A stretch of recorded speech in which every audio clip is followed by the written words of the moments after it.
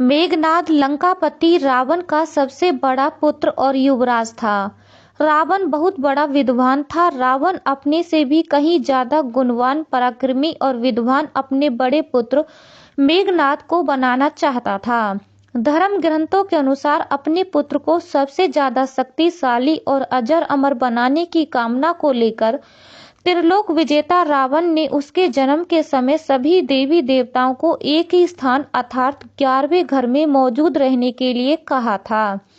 लेकिन भगवान शनि देव ने रावण की आज्ञा का पालन नहीं किया और 12वें घर में जाकर बैठ गए, जिससे मेघनाद अजर अमर न हो सके।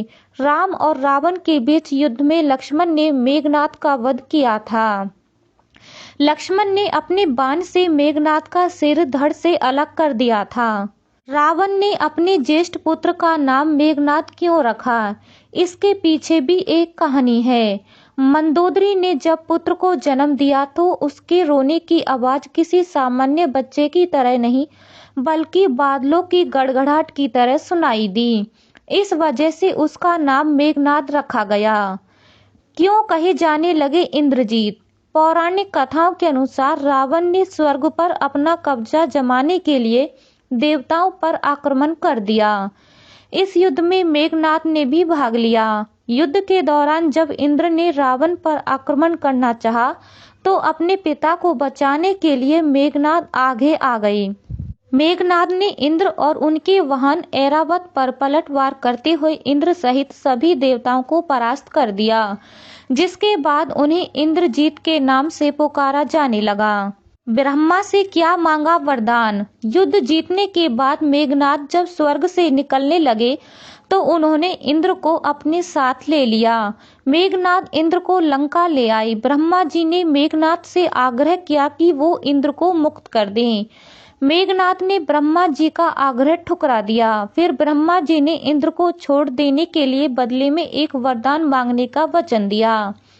मेघनाद ने उनसे अमर होने का वरदान मांगा। ब्रह्मा जी ने मेघनाद को समझाने का प्रयास किया कि ये तो किसी जीव के लिए संभव नहीं है, तुम कोई दूसरा वरदान मांग लो। लेकिन मेघनाद अपनी बात से डिगने को तैयार नहीं हुए। फिर क्या मिला आशीर्वाद। ब्रह्मा जी ने मेघनाद को वरदान दिया कि अगर वो अपनी कुल देवी निकुंबला देवी का यक्ष करे और जब यक्ष पूर्ण हो जाएगा तो उन्हें एक रथ प्राप्त होगा। इस रथ पर बैठकर लड़ने से ना तो वह पराजित होगा, ना ही उसकी मृत्यु होगी।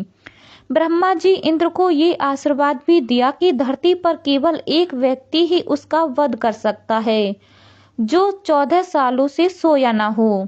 लक्ष्मण ही ऐसे थे जो मेघनाद का वध कर सकते थे, क्योंकि वनवास के दौरान वह 14 वर्षों तक सोए नहीं थे। यही वजह है कि राम रावण युद्ध के दौरान लक्ष्मण के हाथों मेघनाद का अंत हुआ।